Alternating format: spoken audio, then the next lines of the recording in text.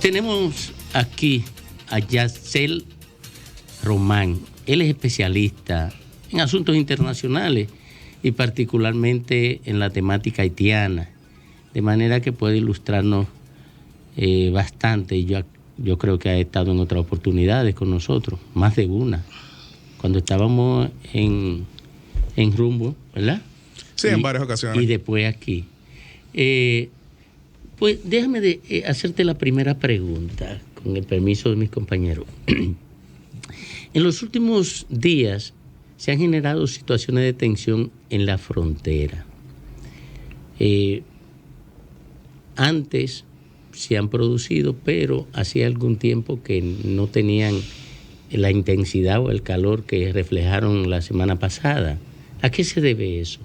Claro, lo cierto es que nos encontramos en el peor momento posible con relación a Haití. Y yo sé que eso suena hipérbole cuando estamos hablando de un estado que ha sido fallido durante bastantes décadas. Sin embargo, no estoy exagerando cuando hablo de que es la peor situación que ha vivido esa nación. Es peor que la longeva dictadura de la familia Duvalier, es peor que el golpe militar de Cedras contra Aristide, es peor que todo el proceso continuo tras lo que fue ese terremoto tan devastador, porque por lo menos en ese momento hubo cierto nivel de unidad, pero ahora mismo ¿qué sucede? No hay un presidente porque lo mataron, no hay un parlamento porque había sido disuelto antes de que mataran al presidente, no hay ahora mismo un poder judicial porque había sido también paralizado, y hoy en día vemos algo que es llamativo, y es que, por ejemplo, cuando se hacen levantamientos tipo Comisión de la Verdad, vemos que generalmente en intercambios de disparos entre autoridades y grupos armados al margen de la ley, casi siempre las autoridades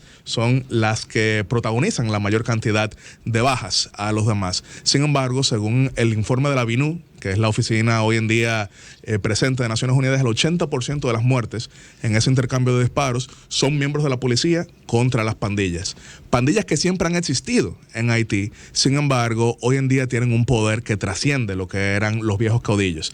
Recordaremos que los Tonton Macoute dependían de lo que eran los Duvalier, los Khmers dependían de lo que era Aristide y también muy ligados a la familia Lavalas, pero hoy en día la G9, que son las 9 principales pandillas de Puerto Príncipe, se han confederado e incluso piden asiento en el gabinete, piden participación política. Entonces no tenemos un interlocutor realmente válido en Haití, no tenemos, si se quiere, una situación en la que podamos saber que hay un diálogo con reglas claras, sino que por el contrario estamos viendo un deterioro tal que trasciende lo que sería un estado fallido y es un estado casi en disolución. Ahora, eso lo ven otras latitudes, y es por eso que hemos visto que quienes no quieren asumir ciertas responsabilidades con una situación como esta asumen un discurso que ha sido tradicional, que es esperar que un país específico en los vecindarios sea quien asuma la mayor parte de la carga. Lo hemos visto, por ejemplo, con Nicaragua y Costa Rica, que buena parte de lo que es la carga por el éxodo nicaragüense lo carga Costa Rica, y vimos al presidente Rodrigo Chávez hace 2 semanas diciendo que iban a depurar mejor las solicitudes de refugio político, ya que entendían que buena parte de estos eran migrantes económicos. Hay 200.000 solicitudes de refugio político en Costa Rica provenientes de Nicaragua.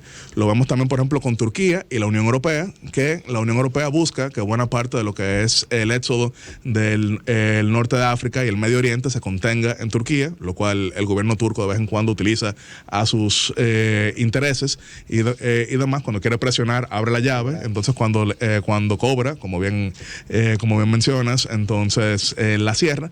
Pero República Dominicana, por razones de presupuesto, por razones también sociales y demás, no puede hacer más allá de lo que está haciendo. Pero lo cierto es que hemos visto crecientes llamados a que República Dominicana deje de aplicar sus leyes. Hemos visto crecientes llamados a que República Dominicana sí se establezca como un estado pivote, y eso de ninguna manera es posible. Precisamente, Yaxel, una de las informaciones que sacó la empresa, el medio, ¿cómo es? SBA, creo que fue, que obtuvo un documento donde revela que Estados Unidos, el gobierno de Estados Unidos tiene un plan de buscar estados pivotes o terceros países para contener el tema de la población migrante haitiana hacia su territorio. Claro, y eso no es nuevo. Eso es lo que te iba a preguntar. ¿Hay algún precedente en el continente americano con relación a esa decisión en el continente americano? Bueno, recordaremos que, por ejemplo, en la recta final del gobierno de Donald Trump se hizo un acuerdo con Guatemala, específicamente como tercer país seguro, para que lo que eran los desplazamientos de Honduras, principalmente las caravanas, no llegaran a México. No llegaran a México, y que si no llegaran a México, entonces no llegaran a la frontera con Estados Unidos. Perdóname, para seguir ahí entonces. NBC News. NBC News. NBC.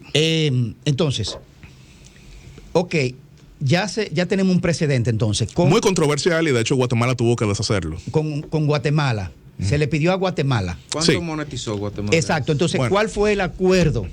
Porque en esa desesperación de Estados Unidos buscar un tercer país para que le aguarde un aguántame ahí la población migrante haitiana, ¿de cuánto se estaría hablando para saber qué tan tentador es la propuesta norteamericana? Bueno, el acuerdo con Guatemala fue muy controversial y de hecho tuvo que deshacerse. El presidente Jimmy Morales en ese momento lo asumió, era un aliado cercano del presidente Donald Trump, pero la presión interna significó que tuvo que deshacerlo. Hay que tomar en cuenta que si bien Guatemala es un país del cual salen también miles de migrantes, es un país que por su localización geográfica se convierte en uno de los principales puntos de tránsito. Hemos visto también crecientes números de dominicanos intentando cruzar por Guatemala, pero la mayor parte son hondureños, venezolanos y crecientemente haitianos.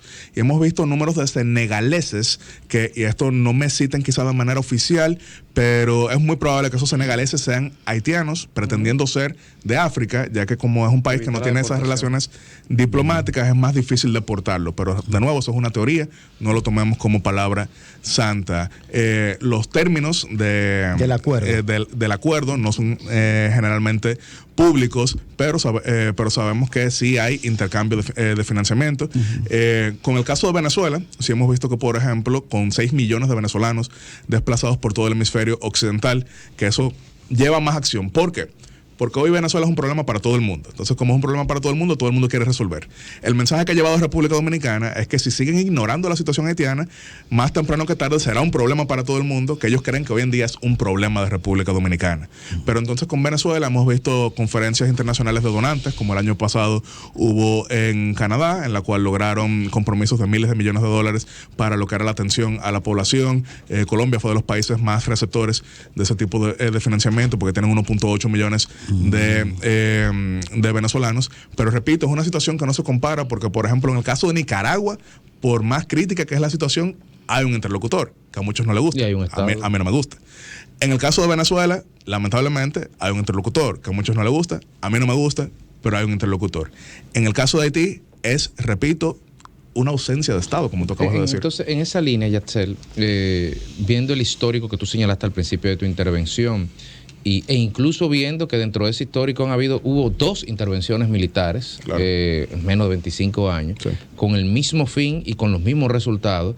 Entonces, a la luz del derecho internacional, a la luz de un Estado que nadie quiere ponerle, digamos, un acta de defunción, pero todos los poderes organizados dentro de su marco constitucional no están funcionando, están caducos, no tienen legitimidad ni legalidad. ¿Qué hay sobre la mesa en el derecho internacional para una situación de este tipo? ¿Cuál es la salida jurídica para uno poder viabilizar una vía de salida desde que no tenga que ver con la República Dominicana y que sea lo más probable que puedan imponer desde fuera? Esa es una de las preguntas claves, porque, por ejemplo, ¿qué sucede? En 1994, recordaremos, y bueno, acaba de publicar el libro Bernardo Vega sobre las elecciones de ese año, que coincidieron con la crisis haitiana, y ahí él aborda la tesis del quid pro quo, pero recordaremos que en 1994 el Consejo de Seguridad de la ONU votó por lo que llamaron la Operación Mantenimiento de la Democracia para instalar nuevamente a Jean-Bertrand Aristide, pero llegaron, removieron a Cedras, se fueron y después la situación volvió y se deterioró. Del año 2005 en adelante vimos entonces la MINUSTAH y pasó similar. Y de hecho tengo relación muy cercana con 2 de los ex jefes de la MINUSTAH, Mariano Fernández, ex canciller de Chile, y Edmond Mulet de Guatemala, que ahora es candidato presidencial en Guatemala para las elecciones de junio, pero ha sido lo mismo. Llegan, pacifican, se van, pero después retornan lo mismo. Entonces estamos hablando de que hay un problema urgente, que es pacificar Haití, pero hay un problema importante, que es la institucionalidad haitiana, porque eso ha sido ingobernable. Mira, con este asunto de la prohibición de importación de azúcar desde el Central Romana, que se vio la semana pasada en base a un mandato del gobierno norteamericano.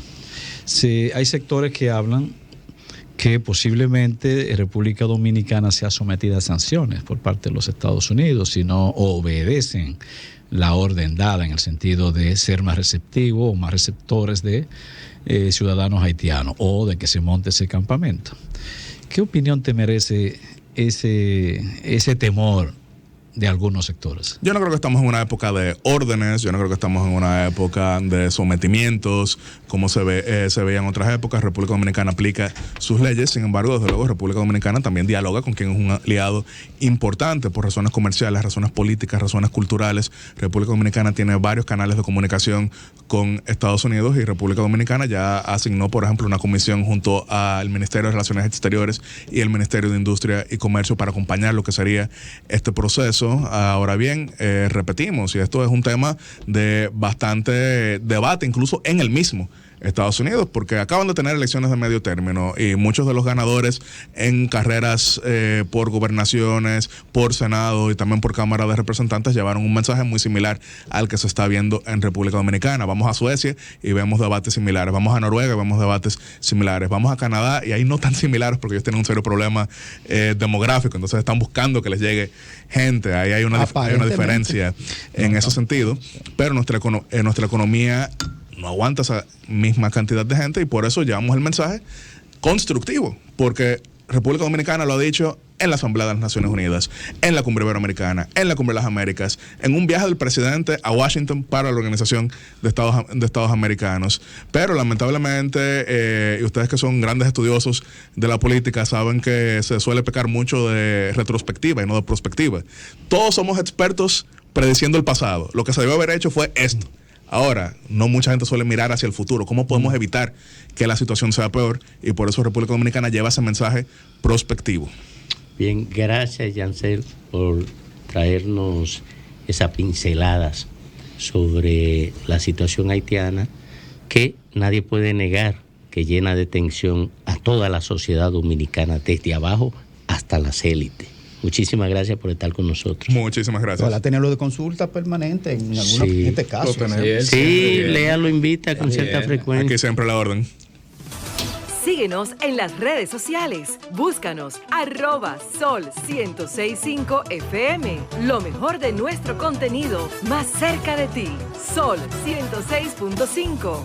Una estación RCC Miria.